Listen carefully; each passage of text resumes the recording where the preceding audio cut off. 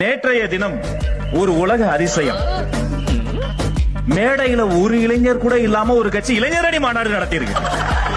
அதே டெய்லர், அதே வாடகை, ராம்ப் போட்டு சிவப்பு கம்பளத்தை விரிச்சு பாட்டு போட்டு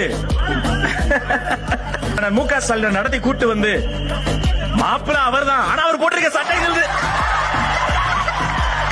இந்த பேண்ட் கலர் கூட வேணா அப்படியே காப்பிடிப்பீங்க. இருந்து துண்டை எடுத்து வீசி அந்த துண்டு எடுத்தவர் போட்டு மலர் கொடுப்போம்ல, அப்படி ஒரு பையன் ஓடி போய் சொல்லிருக்கேன் பூவை கொடு.